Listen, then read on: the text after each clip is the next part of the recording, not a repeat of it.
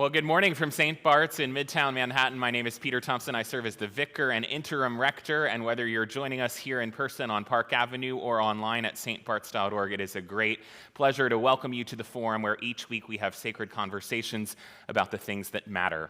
And we're honored to have with us today the Reverend Canon Dr. Duncan Dormor, who is General Secretary of United Society Partners in the Gospel, USPG, which has had a few names over the years, which I think he will explain. Duncan is a leader in the Church of England and the Anglican Communion more broadly before he joined USPG in 2018, is that right? He was the dean for many years at St. John's College at the University of Cambridge. Duncan, thank you so much for making the trip across the Atlantic and being with us today. Thank you very much, Peter. Well, it's a delight to be with you. Q&A bit, but I also like talking. So I'll try and get it right. So Peter, if you look across me, if you need to cut it now, I'll do that. Oh, thank you. Even better. Was that? Yeah. Sorry, did I just not flick this on? It's okay. It's okay? Because I can, there, I think you should be there now. Okay. Apologies, I didn't click the on switch. It's a complicated world. Okay, so let me just tell you, I'm going to tell you a little bit about USPG, a little bit about what we do now, and a little bit about the Anglican Communion. Yeah, a bit of background, and then we'll kind of get into the detail a little bit more. I was reading the Book of Wisdom the other day, and it came across, it talked about life being brief, like smoke in the air, dispersing. And it said, it passes like the remembrance of a guest who stays but a day, which I thought was quite lovely. I hope the remembrance of the guest staying but a day can go a little bit further if you take away one of my prayer diaries just there, which will allow you to pray with the World Church going forward. Okay, so let me just start off by saying who or what is USPG? So the title is United Society Partners in the Gospel, and we're foundational to the Anglican Communion. So we were founded back in 1701, and we were founded because the American church, the Anglican Church in America, had little spiritual vitality. You may be shocked to know it was in poor organizational condition. So anyway, a chap called Reverend Thomas Bray, who was an amazing administrator, founded SPG, which was then called the Society for the Propagation of the Gospel in Foreign Parts. You were the foreign part where we started. So we sent over clergy and various initiatives across the 13 colonies, and about 200 churches down the East Coast have an SPG foundation or element. So that was the kind of where we started from. And then as time went on, we spread across the rest of the world and the growth of the Anglican Communion. So the Anglican Communion is made up of 42 member churches or provinces. It goes right across the globe. I'll do a map in a moment. And these are the organizations that were really responsible for the foundation of the communion. You'll see at the top, Society of the Propagation of the Gospel, the oldest by some distance. Then there's something called the Episcopal Church, which you may be familiar with. There's the Church Mission Society, which is a more evangelical group. The Anglican Board of Mission at the bottom is Australian. And then University's Mission to Central Africa. People who know about David Livingstone, University's Mission to Central Africa is associated with David Livingstone. So these were the mission agencies that sent missionaries around the world and founded the Anglican Communion. Our charter from 1701 said we were there to minister to English people living abroad and to evangelize non-Christian people who were subject to the British Crown. So that's the kind of history. There, you can see the Anglican Communion is right across the world, has 85 million people. I probably should have put Greenland into pink, but I know it's a complicated question, the ownership of Greenland, so I left it as it was. But as you'll see, the Anglican Communion goes across much of the world, with the exception of China, Afghanistan, Saudi Arabia, and some of the Francophone parts of Africa. So it has 42 member churches. Each church is autonomous. People don't get this about Anglicans, Episcopalians. We are a family of churches. We are autonomous. The Archbishop of Canterbury is not a pope. He's not in charge. You probably understand that very well here. It's not necessarily so well understood in the UK.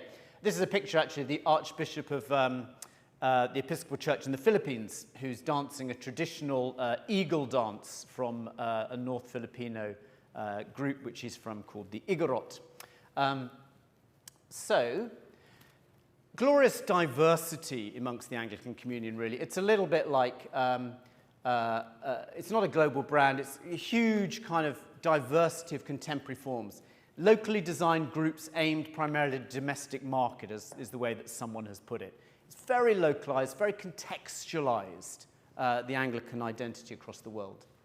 So, there are parts, when I go around to different parts of the world, there are places where I'll go and people will say, I'm an SPG Christian learning to call myself an Anglican. So that's the sense of identity. They'll say to me, they'll go, he's the General Secretary of USPG. Whoa, it's like Archbishop Canterbury? Pfft. This is a General Secretary of USPG. So there's a real sense of deep identity in various parts of the world with SPG. So this is the key bit, what we do today, how we work. This is a deep mutual partnership.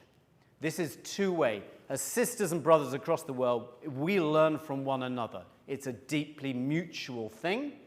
We act in solidarity with each other, in dialogue, respectful of culture and context. So again and again and again, I'm looking for an Anglicanism which goes beyond Englishness. Local languages, local culture, local practices, local music, local dance. It's got to be, that's how things, it's discovering Jesus Christ in the local context. It's fundamental. So we would call ourselves decolonizing, and I can talk about that a little bit later, and fundamentally liberative. If the gospel isn't there to set us free, then what is it about? We work with about 2/3 of the member churches of the Anglican Communion. I said there were 42. Some of those churches we don't have a relationship with. Some of particularly the very conservative churches, we simply just don't have a relationship. I'm happy to try and build that, but these things can take time. And we have over 60 mission programs. I say we, but the mission programs are run by the churches. We're there in partnership. So sometimes I say, look, we're on a journey. I'm just here carrying the water bottle for you guys. It's that sort of a relationship. So it's very much a partnership operation, and it's very much one where we see ourselves as being transformed in that journey. This is about being Christians, being open to one another, being vulnerable, learning. It's all a mutual journey together. So this is just a little bit of sense of different cultures and contexts. We're used to, well, in the US, I guess, you're used to English and Spanish as kind of languages you work with more across the Episcopal Church. In the UK, we're horrendously monoglot in English, but most churches across the Communion are polyglot. People are working in a range of different languages. So if you go to Southern Africa, there are 8 or 9 official languages used across that province. So they've got all their prayer books, different colors, different languages. If you go to the Church of South India, there are 4 official languages and English, and then dozens of other local languages. So a real diversity of language and of culture. I put one of the classic Ghanaian symbols on that side in the corner, just to other ways of expressing identity, what it means to be part of the life of God. And these 2 pictures are from the Philippines. So my daughter came back and said, why have you got, I showed her some pictures, she said, why have you got yourself in photographs with lots of teenage girls, Dad? That looks a bit odd. I said, these are not teenage girls, these are ordinands in the Philippine church. They just happen all to be in their early 20s. The church in the Philippines is vibrant, with a lot of young people coming up through the church. So there's a real diversity and vitality and life across the Anglican Communion. The churches vary, frankly, massively in their size. From places like Nigeria or the Philippines, Nigeria has something like 11 million members in its church, right down to places like Korea or Scotland, which are much, much smaller. So there's a huge variety of size of church within the Anglican Communion. Okay, so that's a sort of a sketched background, and I'm really happy in the Q&A to answer questions about absolutely anything. How do we reimagine mission? So, there we go. This is our kind of sense of what we're trying to do in terms of our vision. For the churches of the community to experience a deeper fellowship together in Christ and be sources of transformation within their communities and beyond. Unity and mission go together. This is, we are in Christ together as brothers and sisters. The more we are together, the more effective we are in mission. Now, I'm not saying there aren't challenges with this, because of course there are challenges. But that is fundamental, it seems to me, to how we seek to operate.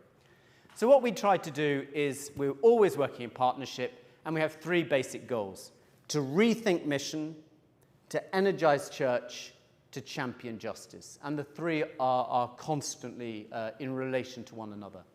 So what sort of thing do I mean by that? Funnily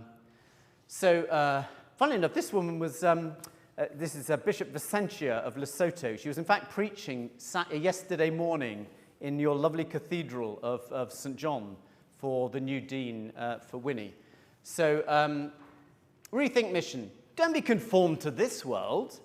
Be transformed by the renewing of your mind, so you can discern what the will of God is. So we have to reimagine mission. We have to rethink. That's a fundamental dimension, I think, to what we're up to. So one of the things here is theology. How do we do our God talk?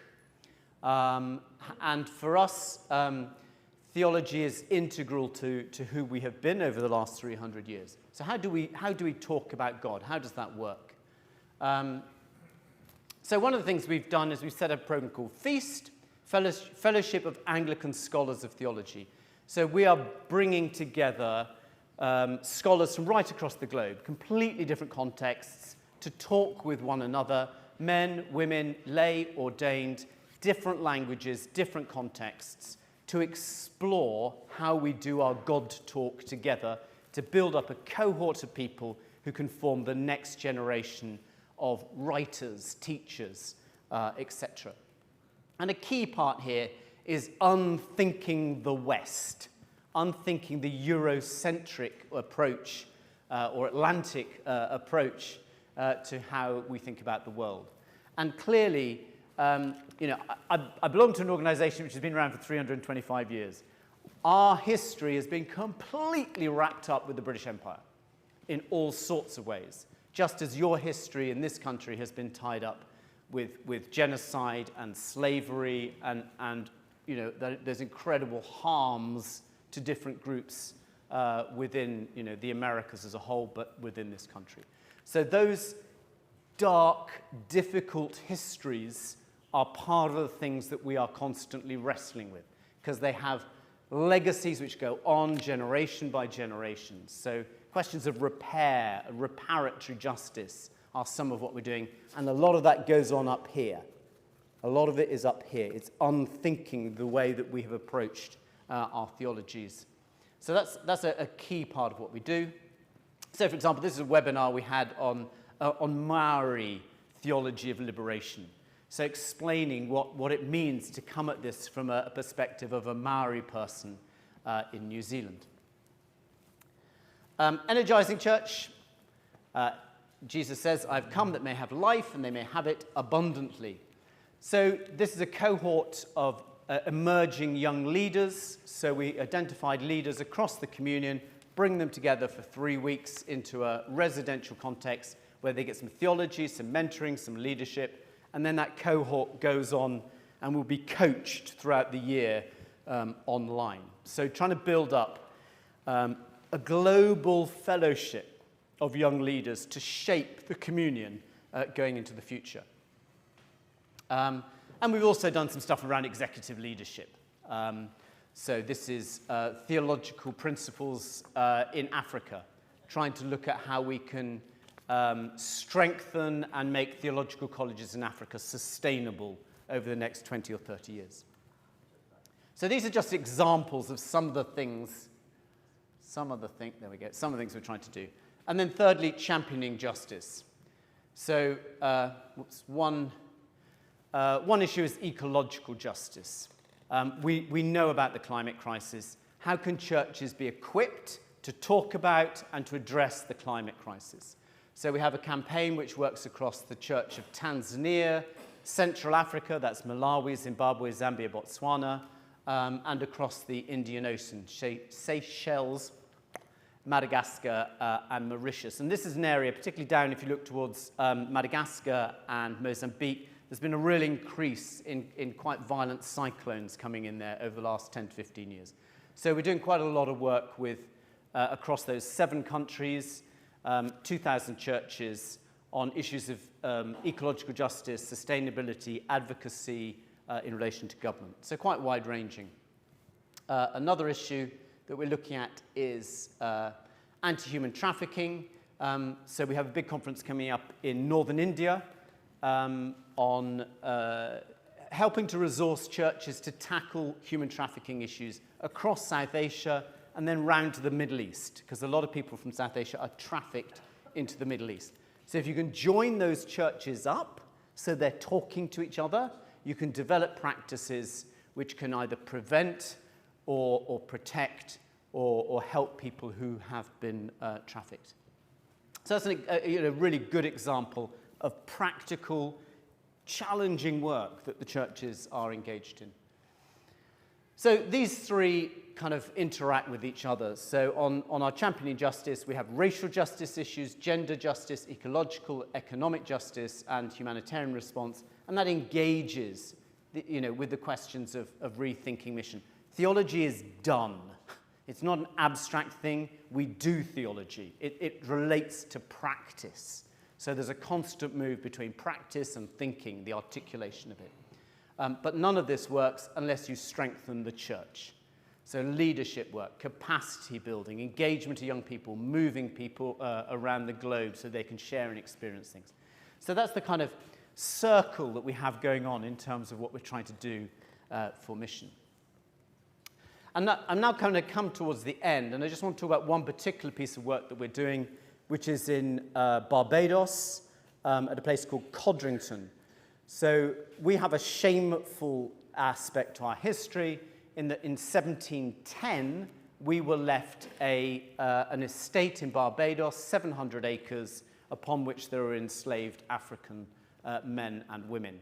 And we still owned and maintained that all the way through to emancipation in 1834, 1836. When I say we, SPG was very much a kind of elite, very much at the heart of the Church of England. So bishops ran SPG at that point. The Bishop of London or the Archbishop of Canterbury, sat on these panels, made these decisions, business decisions about what went on in this particular estate. So we are seeking to address this history through reparative justice. What does that involve? It involves, obviously, apology. I've been on Barbadian television, doing a very public apology for what happened, fully acknowledging the different aspects of that, the many legacies that flow from enslavement, which has completely shaped the Caribbean, its economy, its ecology, its people, the intergenerational traumas, etc. So apology, acknowledgement, asking what we can do, and then taking some action. So we have kind of 5 programs of reparative action that we're engaged in. We've committed to £7 million over the next 10 to 15 years to do that work. £7 million is both a lot of money and no money at all, if I can put it like that, in relation to that activity. So that's just a very distinctive piece of work, one of the largest program that we have going at the moment, but very much trying to seek to repair the damage of the past. You can't repair the past, in that strong sense, but you can try and make some amends, some work towards reconciliation and acknowledgement of what happened. So that's just a picture of Codrington in Barbados, which is actually a very beautiful place. It's quite difficult to get your head around the fact of what went on there. So just by way of conclusion, I think we're at conclusion, the kind of shift could be described as moving from Anglo-Saxon captivity to heirs together. We are sisters and brothers together. Our cultures, our languages are all equal, mutual, can speak to each other. So we're interested in forms of Christian expression and mission which are locally organized, locally governed, locally and culturally expressed, where there are mutual, interdependent relationships. We move away from paternalism, dependence. We have collaboration and complementarity. We're interested in cross and intercultural understandings. Different cultures understand things in radically different ways. Even the way you understand time and space can be profoundly different. And there's all sorts of ways in which we can learn from one another. People may know the expression Ubuntu, which is an African kind of philosophy, which basically says, I am because we are.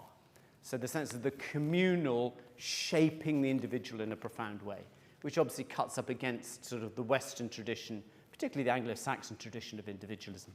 So there's some real learnings, I think, to go on there. But that might be a way of summarizing what we're seeking to do. Clearly today, there are major issues that need to be tackled or addressed or responded to. The climate crisis I've mentioned, mass migration of people is obviously a major challenge in a number of different continents. And then, of course, there is populism, nationalism, and religious fundamentalism and all those sorts of things. I don't suppose you know anything about populism in this country, but tell me later if I've got that slightly wrong.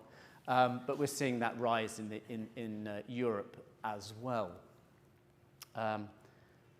So that's a quick sketch, and I think I've left a reasonable amount of time for some Q&A, which I'm really happy to. So throw any questions you like. Excellent. So if you're here in the room, there should be question cards on your table, or you can raise your hand. Stephanie Terrell will come around and collect those once you've filled them out and bring them up to me. If you're joining us online, you can type your questions into the live chat on YouTube, the comments on Facebook, or email me, pthompson@stbarts.org. That's pthompson@stbarts.org.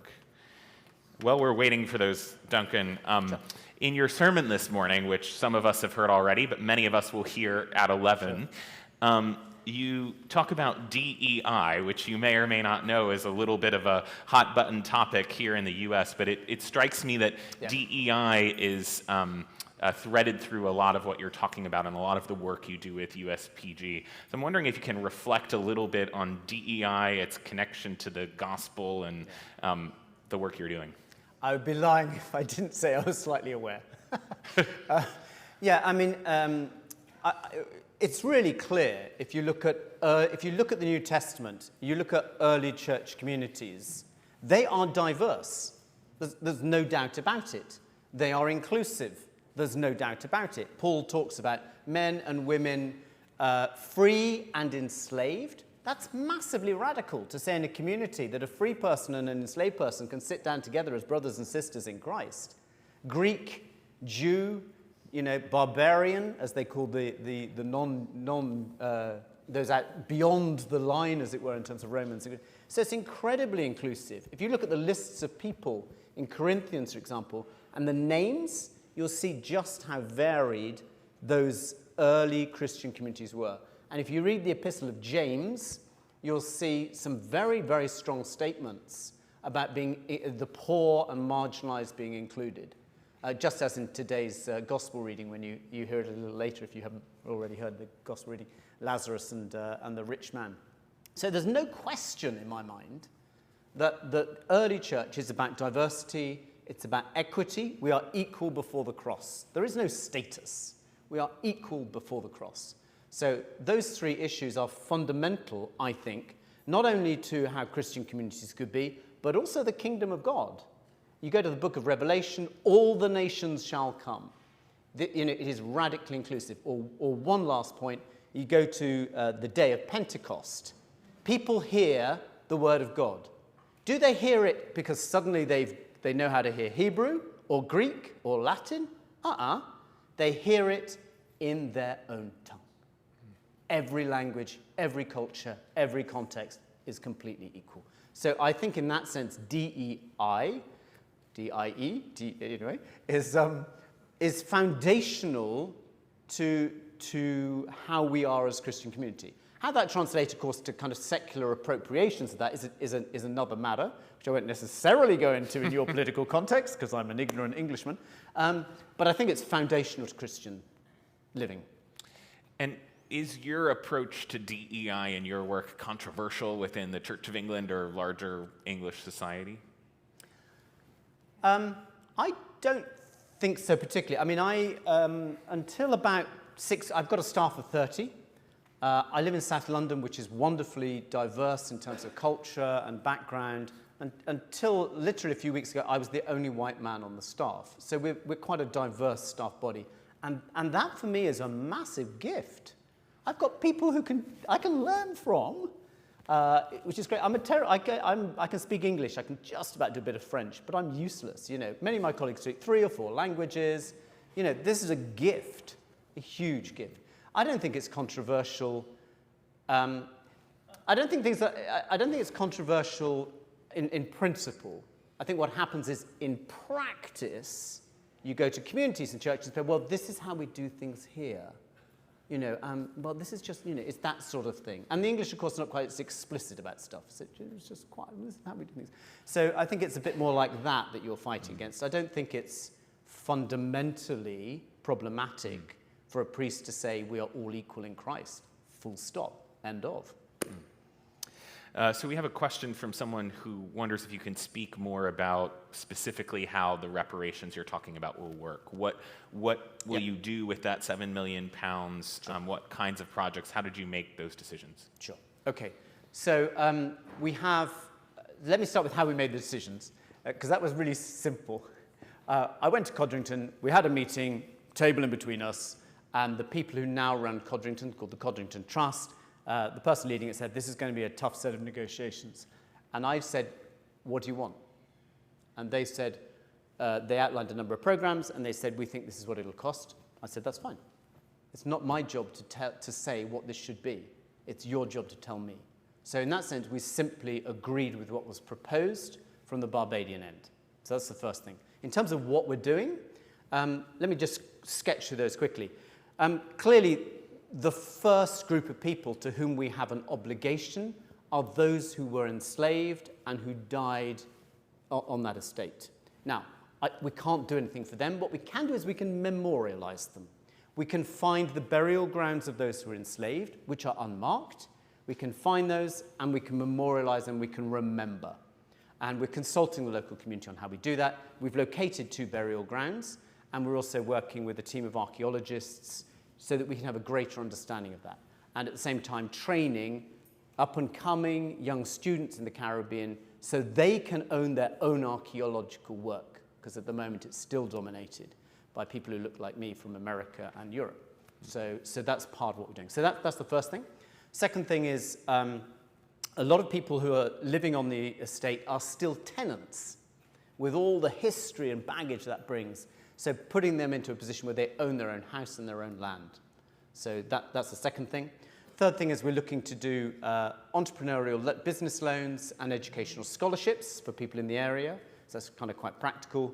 Some kind of community infrastructure work, including a medical mobile clinic for diabetes. Diabetes is a big issue in the Caribbean, unsurprisingly, given that so much sugar, the plantations were set up for sugar, so you can see why that would be an issue. And then we're going to do a deep dive on the history to really kind of work out what happened to the money, just to tell the truth more fully about what went on. And then finally, we're going to do some work on theology. So how do we get a more authentically Caribbean theology being worked up rather than and shed off the skin, as it were, of kind of English thinking, and also perhaps do a master's in reparative justice or something like that. So we talk about it as a reparative justice program. It's a journey. We will make mistakes. There's no question we will make mistakes, but we're all on a journey. You make the road by walking it, as I see it, and hopefully we kind of continue to consult people as we go. Reparations is a very live issue in the United States context, as well, as you know. And our own Canon Stephanie Spellers is working with the commission in our diocese, which is looking to pay $1.1 million in reparations for our diocesan participation in the slave trade. I'm wondering what you've learned as part of this process that can help us as Americans think through our own reparations. Sure, thank you. It's a great question. I mean, first is, guess what? This isn't easy. Of course it's not. You've got to be clear as to the whats and the whys. Each context is different. In our context, it was very, very straightforward. We owned and ran this plantation. You know, I've got records where business committees are staying down, right, you know, buy X number of people from the market next time you go. You know, so we know, so that's really clear, really concrete. It's not like kind of investments or anything like that. It's very clear, very concrete. So I think it's getting into the detail, understanding what's gone on. So you have to do some history work first to really know what's happened. So you know what it is that you're responsible for, and therefore you can take action. And also, being realistic, you can, you know, this is highly politicized. So you have to be able to articulate into the public space why you're doing what you're doing. Otherwise, you'll find yourself in tricky waters. So I think that's the most important thing. Why are you doing this? And what are you trying to achieve? And are you talking to and listening to the right people? Are you consulting properly? I'd say those things are pretty key. Someone wrote in a question saying that they recently heard about King Charles's Harmony Summit, and they're pointing to King Charles as kind of a person who embraces multiculturality. Do you want to comment at all on the monarchy, and is King Charles a fan of USPG? Does he do anything with you all? Well, Charlie and no. I think there are various ways. It's a constitutional monarchy, so there's a very delicate balance. And his mother, as people will know, just didn't say anything. She just, it was there's a very tricky balance with what you can say and what you can't say. He has always, I think there's three things he's always been very clear on. He was a very early advocate of ecological environmental justice, very early. And I think people have acknowledged that. So the climate crisis is something he's very keen on. He's also been very early on embracing different faiths, so diversity of culture and belief actually is something which is clearly very important to him. And he is somebody for whom Christian faith is important. So I think those things are fairly clear. He doesn't particularly, USPG, in certain parts of the world, we're really well known. In the UK, we're not actually so much. So although we have a royal charter, he's probably not terribly aware of USPG, to be honest. I suspect he's got views on reparations, and I suspect they're more progressive than exists in the public, but I'm speculating. The Episcopalians in the U.S. tend to be quite fascinated with the English and the monarchy, right, et cetera. I know that in your own English context, the Church of England can be pretty tangled with national identity as a state church. And yet you're talking about decolonializing your approach. To what extent is national identity helpful in a faith context in terms of understanding our diversity from one another? You go and see all kinds of approaches in different countries to the church. And to what extent does national identity help get in the way of us seeing one another as siblings in Christ?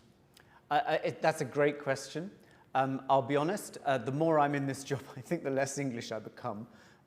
And certainly the more appreciative I am of different cultures and contexts. And I think fundamentally, if you're a Christian, your citizenship is in heaven, and your fellowship, your nationality is with your sisters and brothers, wherever they might be. So I think we are a transnational, transhistorical group of people.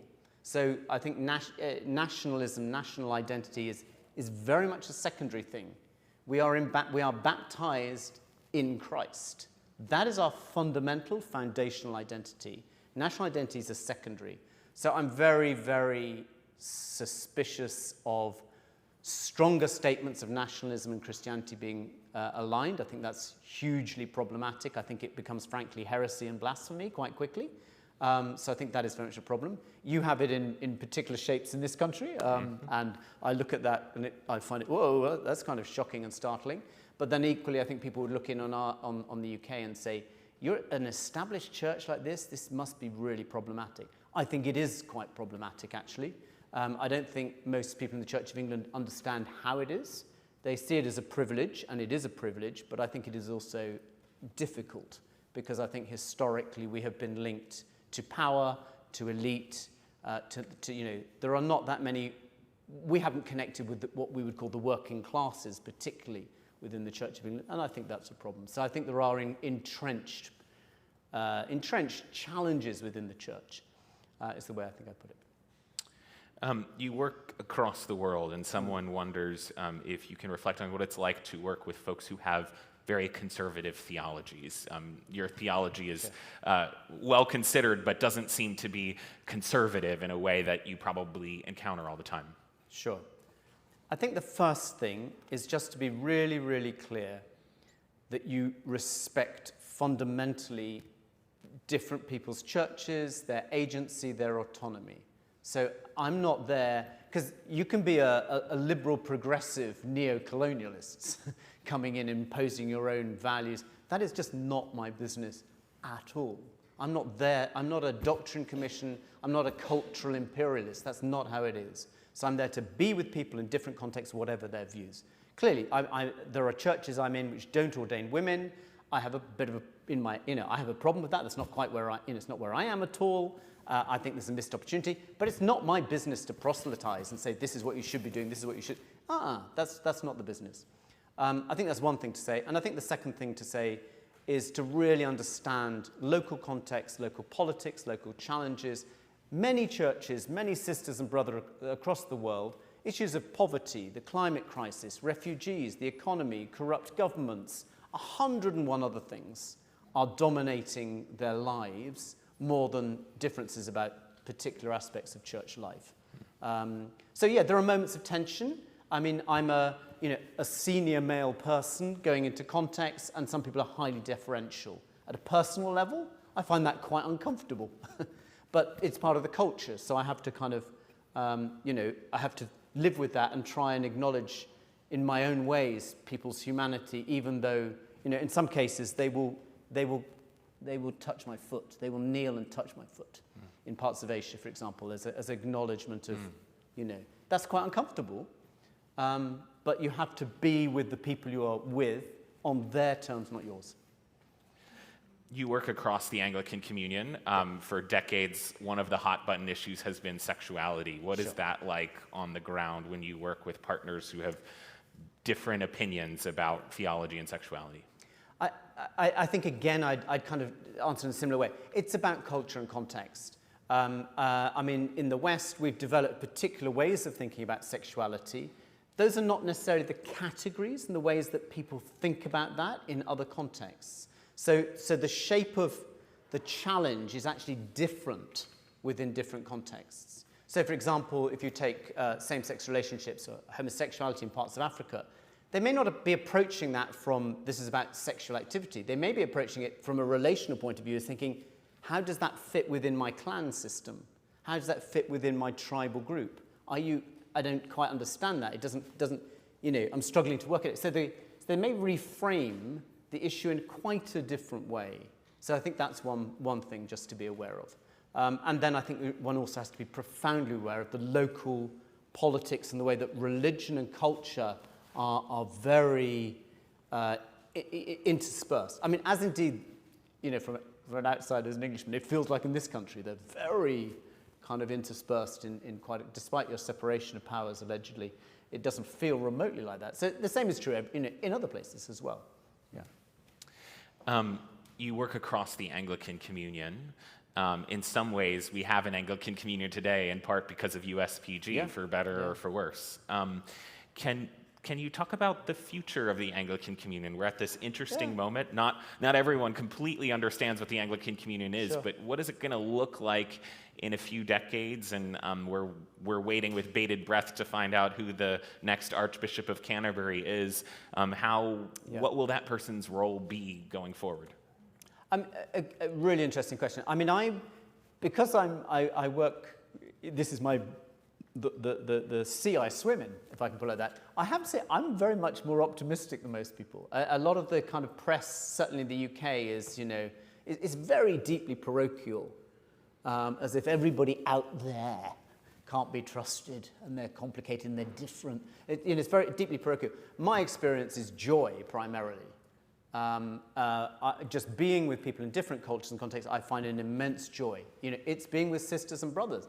I'm learning and gaining things in different ways. So I'm actually much more optimistic. There are clearly some at the much more conservative end who do want their own church or who do want to split. But the majority of the communion actually is respectful of Lambeth. They're respectful of the Archbishop. They want to hold together and just acknowledge those tensions. I mean, I'll give you one quick example. I was at a province in Africa at their synod, and right at the very end, the Archbishop, who'd been chairing it all, said, right, one last thing. He said, you'll have heard in the Church of England they're planning to bless same-sex relationships. That's their business. It's not our business. That's their business. We're not going to do it here, so that's fine. Don't worry about it. Don't get agitated about it. That's them. This is us. We've got our own issues. And that struck me as absolutely right in terms of the Anglican Church. We're autonomous churches. We're a family. And I don't know about you guys, but sometimes families don't get on, or they have some arguments. It kind of happens. It's like that with the Anglican Communion. We're family. We are connected to one another. We have relationships, but occasionally we disagree about, or we do disagree about some things. And how do you think that role of that Archbishop of Canterbury will change over time? It has been, that person has kind of been the spiritual head of the whole Anglican community, even though they don't have legal power in the different churches. And that person's still been centered in England, which gives the whole communion a kind of Englishness to it. I think it's a really interesting question, because actually quite a lot of I think the assumption is that people would want to put that in the past.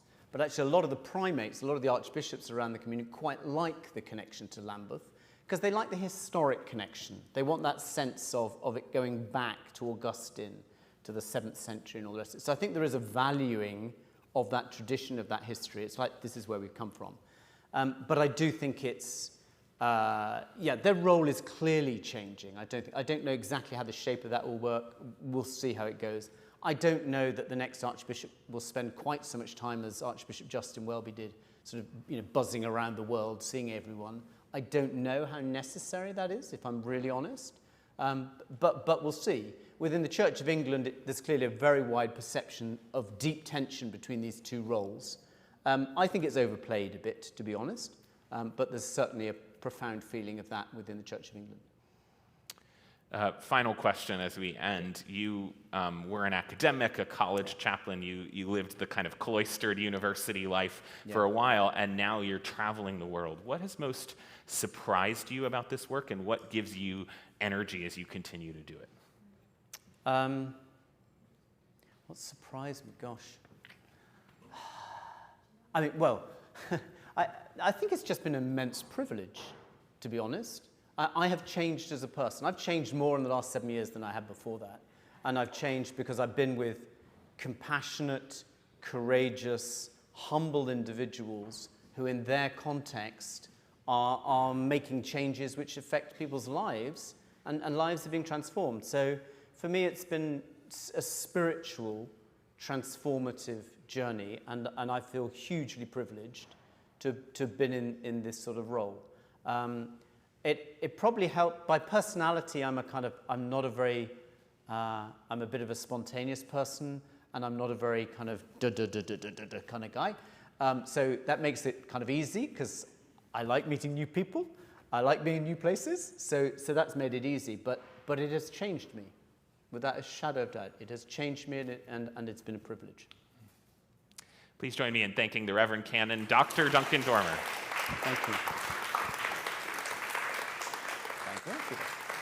Stick around for worship at 11 a.m. and you'll have a chance to hear Duncan in the pulpit, whether you're here in person or online. And come back next week at the forum. We'll be welcoming Ryan Karotko and Megan Sanders. They're Episcopal chaplains at Manhattan universities to talk about what it feels like to be on a college campus these days. See you then. Thank you. is, if you wish, just as for interest and prayer and reflection. Good.